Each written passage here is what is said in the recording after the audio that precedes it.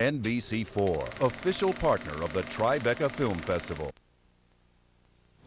Good morning. She's coming home. Private Jessica Lynch, the former POW who was saved in a dramatic rescue, is returning to American soil today, Saturday, April 12th, 2003.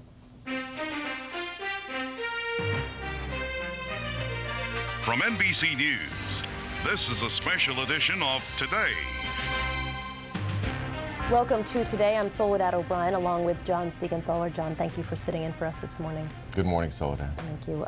Before we get to our top story this morning, I want to just take a moment to thank all of you, the tens of thousands of you who sent us emails and letters and who phoned us and sent flowers to us in the wake of the very sudden and very shocking death of our friend and our colleague David Bloom.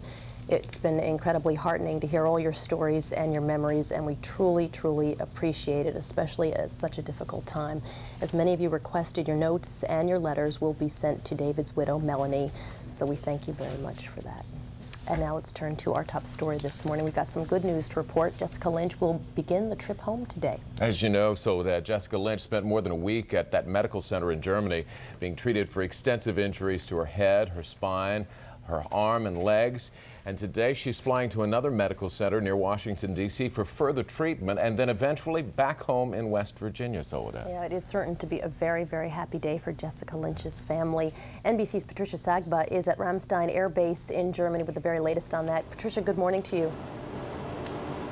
Good morning, Soledad. Well, an American hero is going home. Just moments ago, former POW Private First Class Jessica Lynch was loaded onto the C-17 cargo plane behind me. Now, she was carried on a stretcher by other soldiers. She was loaded on as well with other soldiers who've sustained injuries serving their country. Now, the flight to Andrews Air Force Base will take approximately 8 hours. She will then be transferred to Walter Reed Army Medical Center to continue her recovery. Now, of course, the dramatic rescue of Jessica was one of the really evocative moments of Operation Iraqi Freedom. In the opening days of the war, her maintenance unit lost its way and was ambushed by Iraqi soldiers. Now, Jessica, who stands at only 5'4", was said to have fought fiercely before she was overtaken by the enemy. She was held for 9 days in a hospital in Nasiriyah before being rescued in a daring nighttime raid by U.S. Special Forces and Navy SEALs. Now, for the last 10 days, she has been treated in an Army hospital here in Germany. She did sustain multiple injuries, including fractures to her legs, her upper arm. She had head lacerations as well as a spinal injury. However, despite all that she's been through, earlier this week, Jessica's father said that his daughter's spirits were high. Soledad?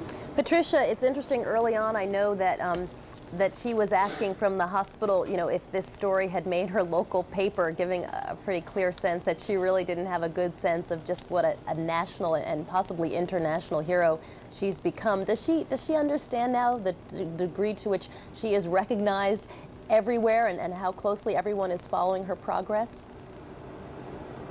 Well, she seems to have been somewhat sheltered during her recovery. There are reports that she has not been watching television, she's not been reading magazines, and she's only been visited by either Army doctors, psychologists, her family, and close friends. So Jessica Lynch may have no idea that she is a household name in the United States. Soledad? All right, Patricia Sagba, thanks so much for that. That's such good news for her family. Now let's get the latest in Operation Iraqi Freedom. Coalition forces are looking toward taking Tikrit as they try to keep things under control in Baghdad. NBC's Carl Rochelle is at the Pentagon with more this morning. Carl, good morning. Good morning, Soledad. Well, those U.S. Marines that started out yesterday continue to advance toward Tikrit. That's the last major holdout in Iraq. Officials say they expect some resistance, but they hold out hope that the Iraqis may lay down their weapons. In Baghdad overnight, U.S. forces opened 2 key bridges into the heart of the city. Unfortunately, some of the folk locally there took advantage of the open bridges to loot areas that had not previously been hit.